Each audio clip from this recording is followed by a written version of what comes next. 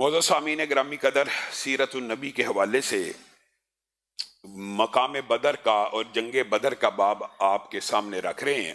نبی کریم صلی اللہ علیہ وسلم نے اس بدر کے میدان میں جتنے اقوال کہے وہ بھی احادیث ہیں، جتنے فرامین جاری کیے وہ بھی احادیث ہیں، اور تاریخ کے یہ واقعات ہیں۔ نبی کریم صلی اللہ علیہ وسلم نے یہاں پر اس جنگ کے اندر موسیقی کا جو آخری جز تھا اس کو بھی ختم کیا۔ وہ کیا تھا؟ وہ قافلے کے اندر جب اونٹ چلتا ہے اس کے گلے میں ایک گھنٹی ڈالی جاتی ہے کہ وہ چلتی رہے، تو بہت زیادہ اگر کسی کو اونگ آ جائے، نیند آ جائے، قافلہ کسی مشکل کا شکار ہو، اونٹ تیز بھاگے، گھنٹی کی آواز سے جو نگہبان ہے، نگران جاگ جائیں۔ رسول اللہ صلی اللہ علیہ وسلم نے یہ جو گھنٹی ہے، جو موسیقی کا آخری اور سب سے ہلکا جز ہے، جس کے اندر وہ ترنم اور ردم بھی موجود نہیں ہے، رسول اللہ صلی اللہ علیہ وسلم نے اسی سفر میں کہا تھا اپنے جانوروں کی گردنوں سے، اپنے اونٹوں کی گردنوں سے گھنٹیوں کو اتار لو۔ بعض نے یہاں پہ یہ سمجھا کہ رسول اللہ صلی اللہ علیہ وسلم نے یہ گھنٹیاں صرف اس سفر کے لیے اتروائی تھی، جبکہ دیگر احادیث اس بات کے اوپر دلالت کرتی ہیں کہ رسول اللہ صلی اللہ علیہ وسلم نے اس کی آواز کو ناپسندیدہ جان کر یہ موسیقی کا آخری آلہ بھی مسلمان لشکر سے پاک کر دیا۔ جب ابو جہل یہ کہتا تھا میں موسیقی، راگ، سرور، ناچ گانے کی مجلس بپا کروں گا، ایک طرف وہ یہ اعلان کر رہا ہے کہ ہم آج رات شراب پیئیں گے، آج رات موسیقی ہوگی، آج رات غنا ہوگا، یہاں پہ رسول اللہ صلی اللہ علیہ وسلم اونٹ کی گردن سے جو آخری گھنٹیاں بھی بندھی ہیں ان کو بھی اتروا رہے ہیں۔ میرے بھائیوں، دکھ کی بات ہے، بات تو ضمنی آئی ہے، لیکن میں یہ کہنا چاہتا ہوں ہمارے معاشرے میں حرام کو حلال کر دینے کے اوپر دلائل گڑے جاتے ہیں، اور حرام کو حلال ثابت کرنے کے لیے مکالمے اور مناظرے کیے جاتے ہیں، اور حرام کو حلال دکھانے کے لیے علماء کے اوپر اور دین کے اوپر پھپتیوں کو کسا جاتا ہے۔ بات آئی ہے تو سمجھ لیجئے، رسول اللہ صلی اللہ علیہ وسلم نے نام لے لے کے، یہ ایک طویل باب ہے، کبھی موقع آیا اس حوالے سے اپنی گزارشات کو رکھیں گے، کوبا، کنین، سرنگی، ڈھول، بانسری، یہ نام لے لے کے رسول اللہ صلی اللہ علیہ وسلم نے حرام قرار دیں۔ اور رسول اللہ صلی اللہ علیہ وسلم نے تو بانسری کی آواز سنی تھی، اپنے ساتھ صحابی موجود تھے، کان میں انگلیاں ڈال لی تھی اور پوچھا تھا اشارے سے آواز آنا بند ہو گئی ہے، اس وقت کانوں سے انگلیاں نکالی تھی۔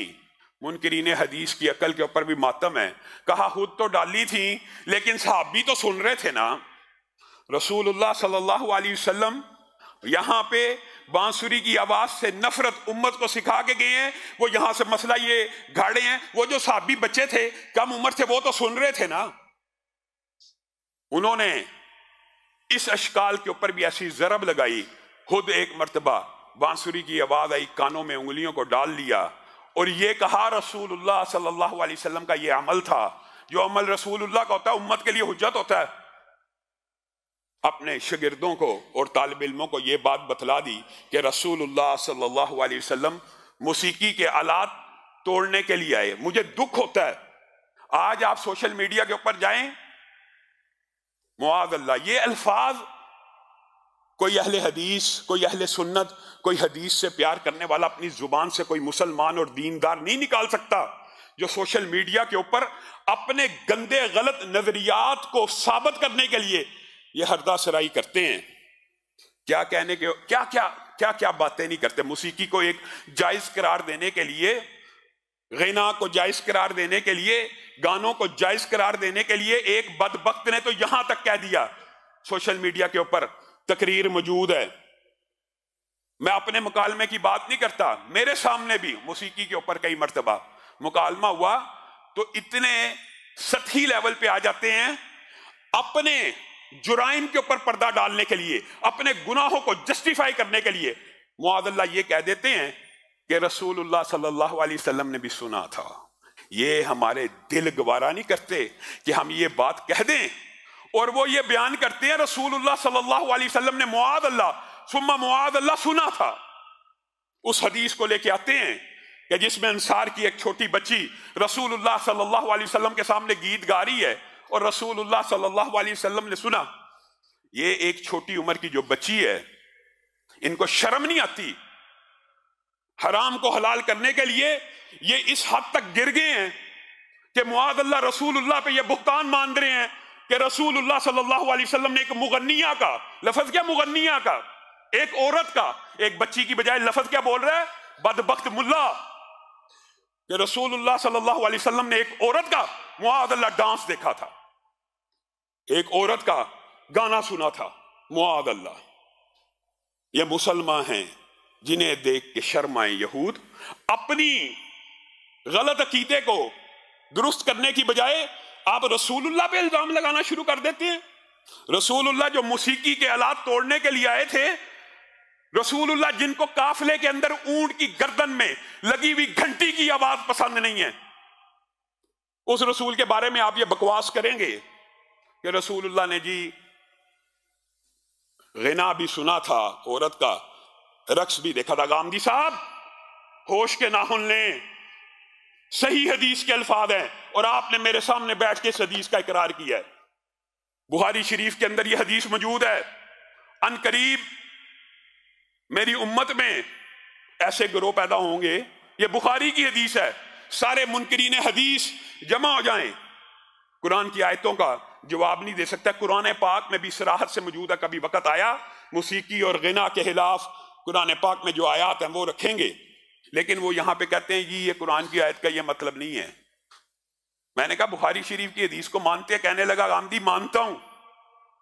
میں کہا بخاری میں لکھا ہے کہ ان قریب میری امت میں ایک گروہ پیدا ہوگا جو شراب کو حلال کر کے پیے گا، جو موسیقی کو حلال کر کے سنے گا۔ آپ غامدی صاحب بتا دیجئے کہ اگر موسیقی حلال ہی تھی تو بخاری شریف میں رسول اللہ نے یہ کیوں کہا حلال کرے گا؟ حرام تھی تو حلال کرے گا، عام فہم بات ہے۔ جو چیز پہلے حرام تھی اس کو حلال کیا جائے گا، جو پہلے سے حلال تھی اس کو حلال کرنے میں کیا عذر مانے ہیں؟ میرے بھائیوں، ایک فلسفہ، ایک نظریہ یاد رکھ لینا۔ بات تو بدر کے حوالے سے کرنی تھی لیکن بات ضمنی طور پہ آئی ہے۔ میں اللہ کو حاضر ناظر جان کے کہتا ہوں، میرا مشاہدہ ہے، تجربہ ہے، اور آپ معاشرے میں تجربہ مشاہدہ کر کے دیکھ لیجئے۔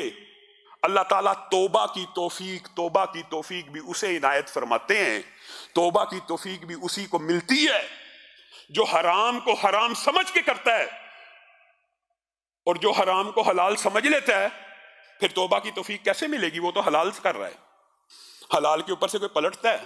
حلال کوئی چھوڑتا ہے؟ توبہ کی توفیق بھی اللہ صرف انہیں دیتا ہے جو حرام کو کم از کم حرام سمجھ کے کرتے ہیں یا حرام کو کم از کم حرام سمجھ کے کھاتے ہیں۔ جن لوگوں نے حرام کو حلال کر لیا، جن کی نظر میں موسیقی ہے ہی حلال، ان کو توبہ کی توفیق نہیں مل سکتی۔ جن کی نظر میں سود ہے ہی حلال، اور یہ بات یاد رکھیے، جو حرام کو حلال کر لیتے ہیں نا، پھر توبہ کی توفیق نہیں ملتی، بلکہ وہ گمراہی میں بڑھتے چلے جاتے ہیں اور اس کے حلال ہونے کے عمر گزار دیتے ہیں، دلائل گھڑتے رہتے ہیں، سوچتے رہتے ہیں اس کے حلال ہونے کی اور کیا دلیل ہو سکتی ہے، قرآن و سنت میں اس کی کیا دلیل ہو سکتی ہے حلال ہونے کی۔ اپنے نظریے کے مطابق دلائل گھڑتے رہتے ہیں، عمر گزر جاتی ہے، اللہ تعالیٰ توبہ کی توفیق بھی نہیں دیتا۔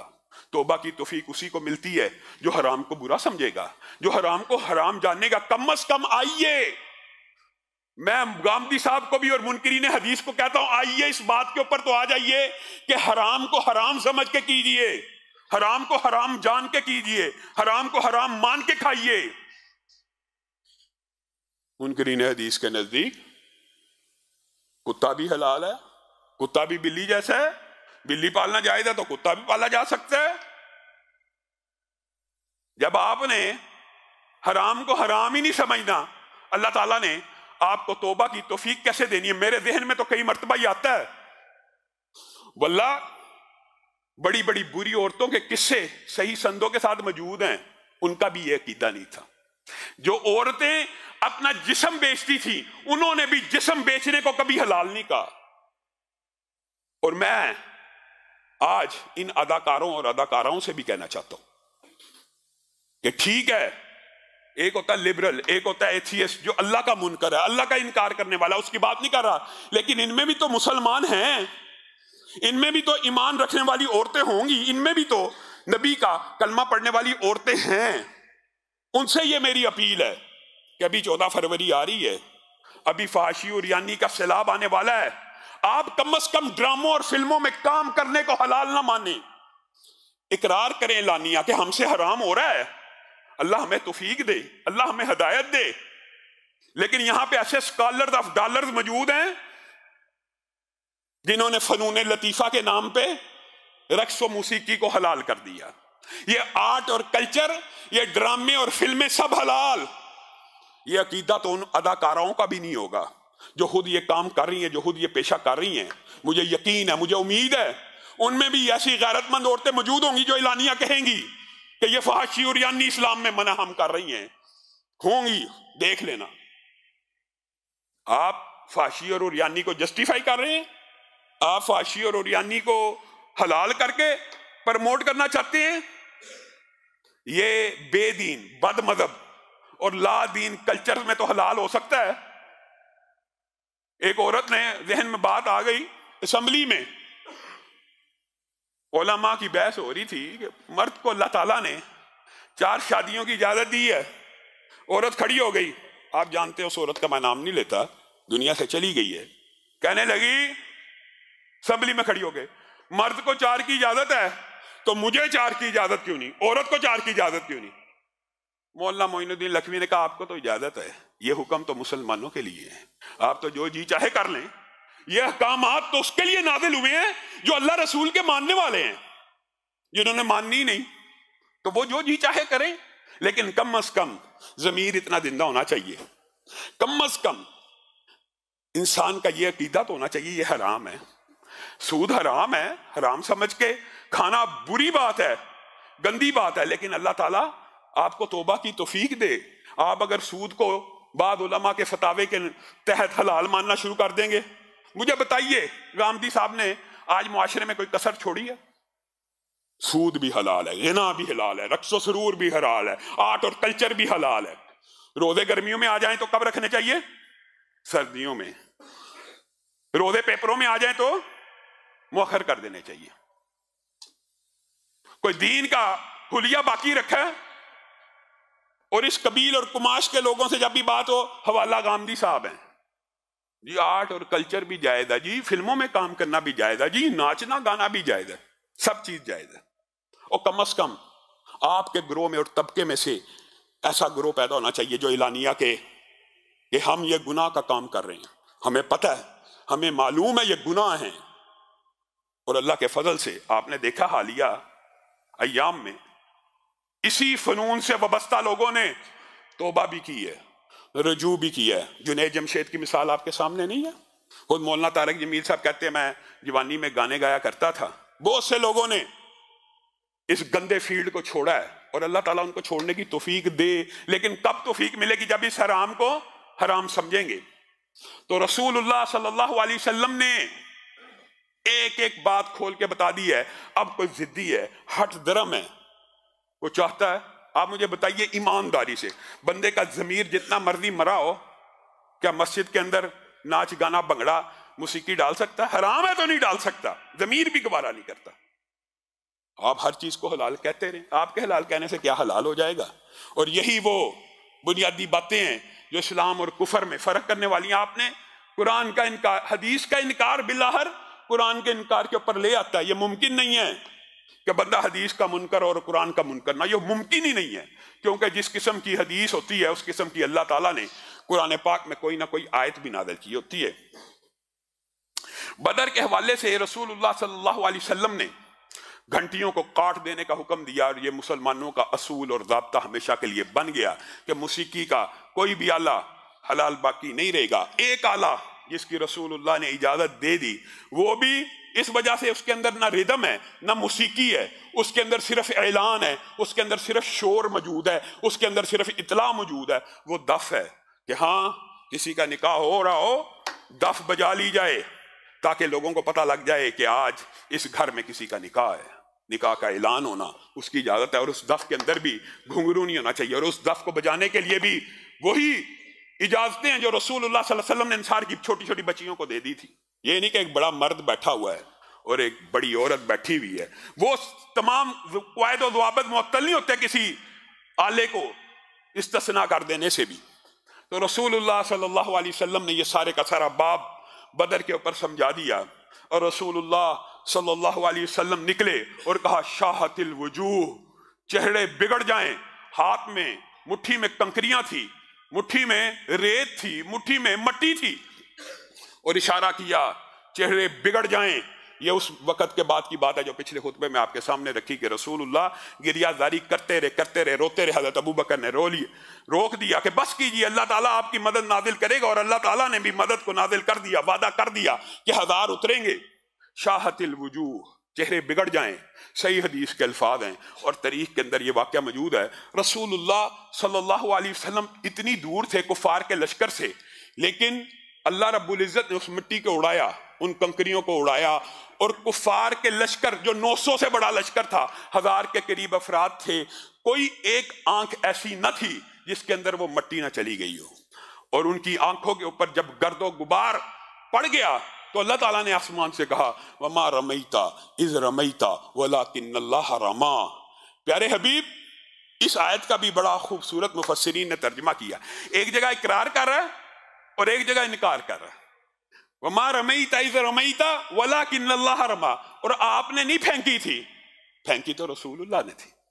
ایک جگہ اور پھر اقرار بھی کیا اللہ نے، اور جب آپ نے پھینکی، اس کا کیا مطلب ہے؟ اس کا مطلب یہ ہے کہ پھینکی تو آپ نے تھی، مٹھی تو آپ نے کھولی تھی، لیکن ان کی آنکھوں تک پہنچانے والا تیرا رب تھا، تو نے نہیں پہنچایا۔ وہاں پہنچانے کی طاقت آپ کی نہیں تھی، وہ آپ کی رب کی مدد سے ان کی آنکھوں کو اور چہروں کو اور نشان لگانا اللہ کو مقصود تھا کہ کل کس کس کی لاش کو نے اٹھنا ہے۔ رسول اللہ صلی اللہ علیہ وسلم اس عمل سے فارغ ہوئے۔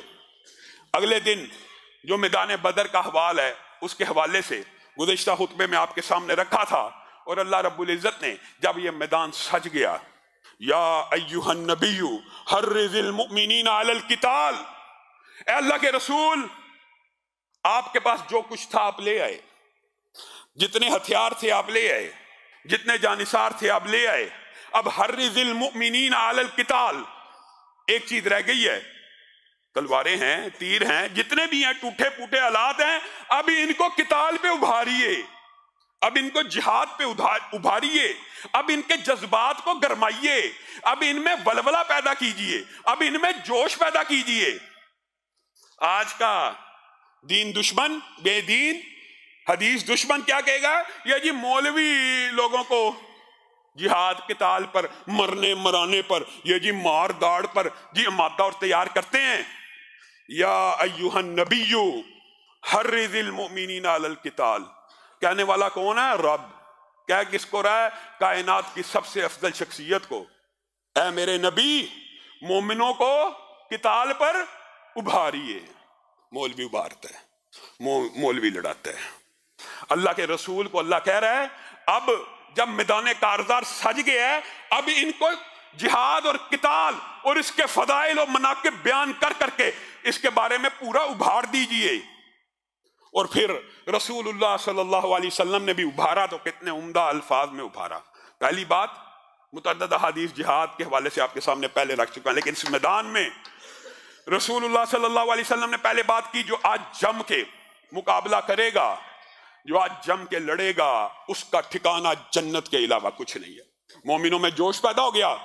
پھر رسول اللہ صلی اللہ علیہ وسلم نے اپنے صحابہ کو مخاطب ہو کے کہا قوموا الی جنت ارضها السماوات والارض، اٹھو، کھڑے ہو جاؤ، اس جنت کی طرف جانے کے لیے تیار ہو جاؤ جس کا قطر، جس کا ڈایامیٹر، جس کی چوڑائی زمین و آسمان کے درمیان میں جتنی خلائیں ہیں اس سے بھی زیادہ ہے۔ قوموا الی جنت، کھڑے ہو جاؤ اس جنت کے لیے، تیار ہو جاؤ اس جنت میں جانے کے لیے۔ اور اس کا اثر لامحالہ تھا۔ عمیر بن حمام انصاری رسول اللہ صلی اللہ علیہ وسلم کی طرف دیکھنے لگے کہ رسول اللہ ارضها السماوات والارض، کیا اس کا قطر، اس کا ڈایامیٹر، اس کی چوڑائی واقعی زمین و آسمان کے مابین جتنے خلائیں ہیں اتنی ہیں؟ رسول اللہ صلی اللہ علیہ وسلم مسکرانے لگے، ہاں عمیر، تجھے کس بات نے شک میں ڈال دیا؟ کیا تو رب کی تخلیق کا گمان اور اندازہ نہیں کر سکتا. اللہ تعالیٰ نے اتنی جنتیں بنائی ہیں. یہ تو میں نے ایک جنت کا تذکرہ کیا ہے. اے اللہ کے رسول, اتنی بڑی جنت کیا مجھے مل جائے گی؟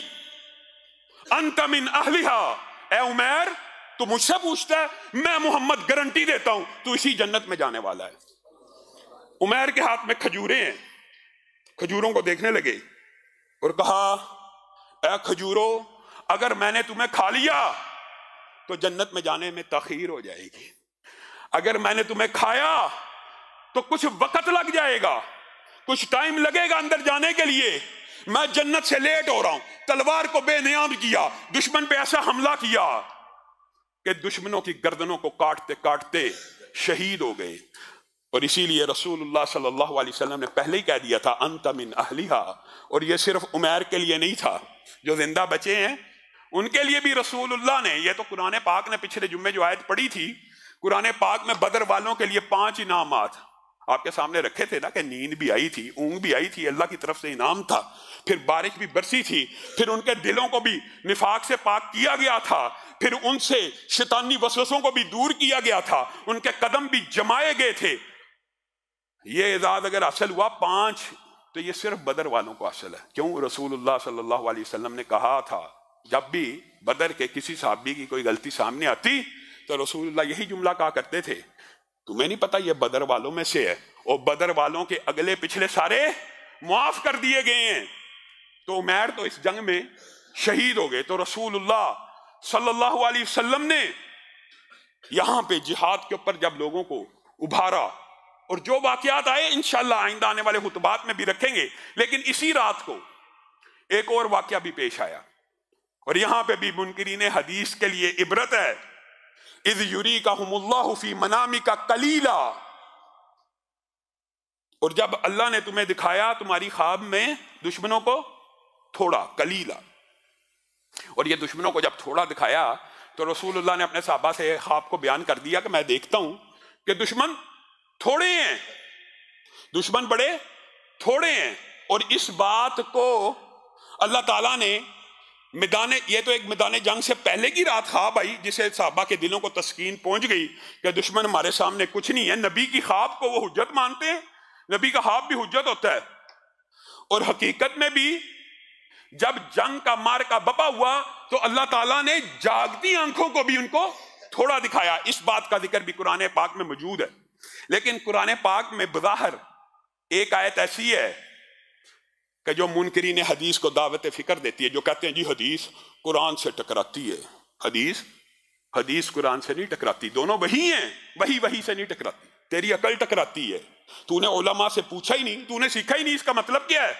وَيُقَلِّلُكُمْ فِي آیُنِهِمْ, قرآن پاک کی آیت پڑھ رہا ہوں آپ کے سامنے. اللہ تعالیٰ نے کہا کہ تمہیں وہ تھوڑے نظر آتے تھے, اور انہیں وَيُقَلِّلُكُمْ فِي آیُنِهِمْ, اور تم انہیں تھوڑے نظر آتے تھے. ایک جگہ یہ کہا تم انہیں تھوڑے نظر آتے تھے اور وہ تمہیں تھوڑے نظر آتے تھے. جبکہ دوسری جگہ اللہ تعالیٰ کیا کہتے ہیں, وَأُخْرَىٰ كَافِرَةٌ يَرَوْنَهُمْ مِثْلَيْهِمْ رَأْيَ الْعَيْنِ. یہاں پہ اللہ تعالیٰ کیا کہہ رہا ہے کہ تم انہیں دگنے نظر آتے تھے. ایک جگہ کہہ رہا تم انہیں تھوڑے نظر آتے تھے, ایک جگہ کہہ رہا تم انہیں دگنے نظر آتے تھے. اگر کوئی منکرین حدیث کا فلسفہ رکھنے والا ہو تو وہ کہے گا یہ قرآن کی دونوں آیتیں آپس میں ٹکرا رہی ہیں. ایک جگہ اللہ کہہ رہا ہے کہ وہ تمہیں دیکھتے تھے تو تم انہیں تھوڑے نظر آتے تھے, ایک جگہ اللہ کہہ رہا ہے تم انہیں دگنے نظر آتے تھے. پڑھا نہیں ہے, سیکھا نہیں ہے. دونوں آیات ان کا محل فرق ہے. جب جنگ شروع ہوئی, جب جنگ کی ابتدا تھی, وَيُقَلِّلُكُمْ فِي آیُنِهِمْ, اللہ نے تمہیں اتنا تھوڑا کر کے دکھایا, وہ بے خوف ہو کے آگے بڑھنے لگے. انہوں نے احتیاطی تدابیر چھوڑ دیں, وہ اس طرح تندہی سے آگے نہ بڑھے. یہ اللہ کی مددیں تھیں کہ تم انہیں بہت تھوڑے نظر آنے لگے, وہ بے خوف ہو کے آگے بڑھے. اور جب تمہارے لشکر کے قریب پہنچ گئے تو اچانک آنکھیں کھلی کی کھلی رہ گئیں. یہ 313 تو نہیں ہے, یہ تو 600-700 سے بھی زیادہ ہیں. کون سا تعارض ہے؟ کوئی تعارض نہیں ہے. جس طرح حدیث قرآن کے ساتھ نہیں ٹکراتی, اس طرح قرآن کی آیت بھی قرآن کے ساتھ نہیں ٹکراتی. محل فرق ہے. پہلی جگہ یہ بیان ہو رہا ہے جب جنگ کی ابتدا تھی، اللہ نے بے خوف بے دھڑک کر کے ان کو تمہاری طرف جب بھیج دیا، تب انہیں تم دگنے نظر آنے لگے، ان کے دلوں پہ تمہاری ہیبت بیٹھ گئی اور تم چن چن کے ان کا شکار کرنے لگے. یہ بات ہے. لیکن منکرین حدیث کا یہ فلسفہ، آپ اپنی موت مر جاتا ہے، وہ جس بھی حدیث کا انکار کرتے ہیں اس طرح کی آیت قرآن پاک میں موجود ہوتی ہے. اور آپ بظاہر اگر آپ دیکھیں تو ان دونوں آیتوں میں تعارض ہے. پھر قرآن پاک میں اسی باب کے اندر میں نے آپ کو کہا اللہ تعالیٰ نے میدان بدر کے حوال کو اتنی تفصیل اور ڈیٹیل سے بیان کیا کہ قرآن پاک میں اس کی جزیات بیان کی گئی ہیں. اس لیے ہم بھی ڈیٹیل سے قدر تفصیل سے بیان کر رہے ہیں. اللہ تعالیٰ نے اسی بدر کے بارے میں آپ قرآن پاک اٹھائیں، ایک جگہ اللہ تعالیٰ نے کہا ہم نے 1000 فرشتوں کو نازل کیا، ایک جگہ کہا ہم نے 3000 کو نازل کیا، ایک جگہ کہا ہم نے 5000 کو نازل کیا. کیا یہ تعارض ہے؟ نہیں، یہ اللہ کی مدد بڑھتی چلی گئی. پہلے 1000 کا وعدہ تھا، پھر 3000 کا وعدہ تھا، پھر تمہارے عزائم، تمہاری جد و جہد، تمہاری رغبت اور تمہارے قتال اور جہاد کے ابھارنے کے سبب اللہ نے مدد کو کامل کر دیا. 5000 فرشتوں کو نازل کر دیا. جو مدد 1000 سے شروع ہوئی تھی وہ 5000 فرشتوں تک پہنچ گئی. اور صرف 5000 فرشتوں کا کیا کہنا اکیلے. ویسے تو یہ جو فرشتوں کی مدد ہے اس کے حوالے سے بھی محدثین مفسرین نے تفصیلی بحث کی ہے، اور جس نے پڑھنی ہے وہ سیرت کی کتابوں سے رجوع کر لیتا ہے. خود جبریل امین بھی رسول اللہ صلی اللہ علیہ وسلم نے اپنے صحابہ کو کہا میں یہ جبریل امین کو دیکھ رہا ہوں، ان کے اوپر ادات الحرب ہیں یعنی آلات جنگ ہیں، اور یہ اپنے گھوڑے کے بالوں سے سروں سے پکڑ کر ہمارے ساتھ اس عظیم جنگ میں شامل ہونے کے لیے آئے ہیں. اور اسی لیے بعض روایات اس بات کے اوپر دلالت کرتی ہیں کہ جس طرح زمین کے اوپر بدر سے اعلیٰ کوئی صحابی نہیں ہے، اس طرح آسمان میں بدر میں شریک ہونے والے فرشتوں سے اعلیٰ کوئی فرشتہ نہیں ہے. اور یہ وہ حق و باطل کا مارکہ ہے کہ جس کے بارے میں محدثین نے لکھا ہے. ایک سوال عام بندے کے ذہن میں پیدا ہو سکتا ہے کہ اگر فرشتوں نے آ کے جنگ کرنی تھی تو یہ لوگ آمنے سامنے کیوں ہوئے؟ اللہ تعالیٰ پھر فرشتوں کے ذریعے ہی دنیا کے معاملات چلا لے، فرشتے آئیں جنگ لڑیں تباہ کر کے چلے جائیں. بنیادی طور پر یہ اللہ تعالیٰ کے قانون فطرت کے خلاف ہے. ہاں کئی مرتبہ اللہ تعالیٰ عذاب کے فرشتوں کے ذریعے عذاب نازل کرتے ہیں، لیکن جب اللہ تعالیٰ یہ ارادہ کرتے ہیں تو پھر کسی بستی کو زمین پہ باقی نہیں چھوڑتے، پھر اس قوم کا کوئی بندہ باقی نہیں بچتا. یہ اللہ کے عذابوں کا سلسلہ ہے. یہاں پہ اللہ رب العزت کا مطلوب اور مقصود یہ ہے کہ تم مادی وسائل پورے کرو، تم اپنی تیاری پوری کرو، تم فضائے بدر پیدا کرو. جب وہ تمام کی تمام جو اللہ کو مطلوب اور مقصود ہیں وہ تمام مادی اسباب، وسائل اور روحانی اسباب پورے کر لو گے، پھر فضائے بدر پیدا کر. فرشتے تیری نصرت کو اتر سکتے ہیں گردوں سے، کتار اندر کتار. اب بھی کس نے انکار کیا؟ فرشتوں کی آمد اگر اس وقت ہوئی، آج بھی ہوگی، لیکن یہی حالات، واقعات، تیاری، جد و جہد پیدا کرنی ہوگی، کیونکہ یہ قانون فطرت ہے کہ اللہ تعالیٰ نے دنیا کے اندر اس کفار کو، ان مشرکوں کو عذاب دینا کن کے ہاتھوں؟ تمہارے ہاتھوں. یہ بھی قرآن پاک کی آیت ہے کہ اللہ کا ارادہ یہ ہے کہ تمہارے ہاتھوں سے ان کفار کو بدلہ دے. اور یہ بات بھی میں اپنی طرف سے نہیں کہہ رہا. عبداللہ ابن عباس، ایک تو قرآن پاک سے ثابت ہے، بات ختم ہو جاتی ہے، لیکن احادیث میں بھی اس بات کی تائید موجود ہے کہ ایک صحابی، عبداللہ ابن عباس روایت کر رہے ہیں کہ ایک صحابی جا رہے ہیں میدان بدر میں، ایک کافر کے تعاقب میں آواز سنی ہیزوم آگے بڑھ اور اس پکڑ لے مشرک کو. وہ صحابی ابھی مشرک کے پاس نہیں پہنچے، اس کو مارنے لگے ہیں. کہتے ہیں میرے سامنے اس کا منہ پھٹا ہے، اس کے چہرے پہ ایسے لگا جیسے کوڑا لگا ہے، اور کوڑا بھی زہر آلود، پورے کا پورا جسم سبز ہو گیا. میں رسول اللہ صلی اللہ علیہ وسلم کے پاس آیا اور آ کے کہنے لگا اللہ کے رسول، ویسے تو میں نے اس کو مار ہی دینا تھا. یہ بات سمجھنے کی ضرورت ہے. جب تیری تلوار اٹھ گئی، جب تو نے ارادہ پختہ کر لیا، جب اللہ کا مطلوب اور مقصود پورا ہو گیا، پھر مدد آسمان سے نازل بھی ہو گئی، پھر تجھے بھی تلوار چلانے کی ضرورت پیش نہ آئی. اللہ نے کوڑا بردار فرشتہ بھیجا، اور رسول اللہ صلی اللہ علیہ وسلم مسکرانے لگے، کہنے لگے صدقتا ذالک من مدد السماء الثالثہ. یہ تیسرے آسمان کا ایک فرشتہ تھا جس نے اس کے چہرے کے اوپر کوڑے کو لگایا اور وہ مر گیا. ابو داؤد رضی اللہ تعالیٰ عنہ خود بیان کرتے ہیں، میں مشرک کے قریب پہنچتا، میں ابھی اس کے اوپر تلوار چلانے لگتا اس کا سر دھڑ سے کٹ کر جدا ہو کر زمین پہ گر جاتا. اور یہ صرف قتل کے اوپر نہیں ہے.